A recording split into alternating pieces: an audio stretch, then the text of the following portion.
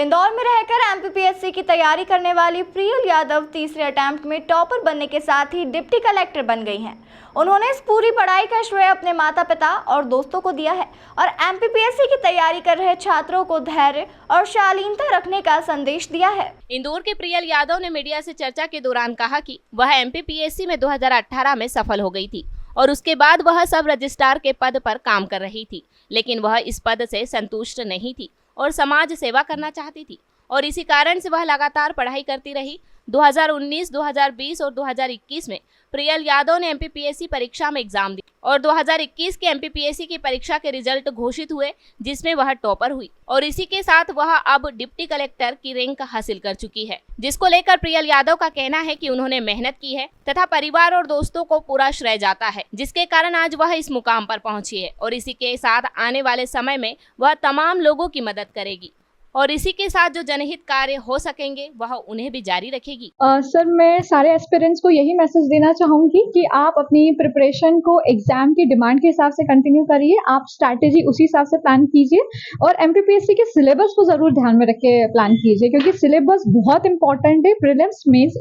दोनों के एग्जाम के लिए। जब आप मेन इंटरव्यू देने जा रहे थे, किस तरह के सवाल थे, किस तरह से आपने फेस की? सर, जब मेरा इंटरव्यू था तब मैं ऑलरेडी डिस्ट्रिक्ट रजिस्ट्रार के पद पर चयनित थी और मेरी इंदौर में पोस्टिंग थी, तो सर मेरा जो मेजर इंटरव्यू था वो मेरे डिस्ट्रिक्ट रजिस्ट्रार पोस्ट से ही रहा। सर का यही कंसर्न था कि मैं ऑलरेडी, चूंकि एक क्लास 2 पोस्ट है और बहुत अच्छी पोस्ट है डिस्ट्रिक्ट रजिस्ट्रार, तो आप क्यों छोड़ के डिप्यूटी कलेक्टर में आना चाहती हैं। बट सर, मैंने चूंकि पहले एक एनजीओ भी चलाया है और मैं थोड़ा सा डेवलपमेंटल एडमिनिस्ट्रेशन में ज़्यादा इंटरेस्टेड हूँ, तो मैंने सर को वहीं ये अपने आंसर्स दिए थे।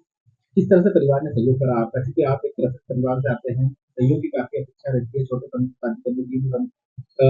परिवार की भी इस तरह से रहता है, क्या कहना चाहिए? सर, ये रिजल्ट जो है ये मेरी फैमिली और मेरे फ्रेंड्स के सपोर्ट का ही रिजल्ट है सर, क्योंकि हमारा कोरोना के टाइम से ही हमारे एग्जाम हो रहे थे, तो सर अगर मेरी फैमिली और फ्रेंड्स सपोर्ट नहीं करते तो आज ये बिल्कुल इम्पॉसिबल था। बहुत सारे ब्रेकडाउन्स हुए, बहुत सारे स्ट्रगल थे, बहुत सारे फॉल हुए कोरोना के समय, बट सर घर वालों ने मोटिवेटेड रखा कि नहीं बेटा, आपका रिजल्ट आएगा और आपका सिलेक्शन जरूर होगा, तो वो एक अंदर से मोटिवेशन था, उसी ने झील रखी। कितनी प्रयासों के बाद में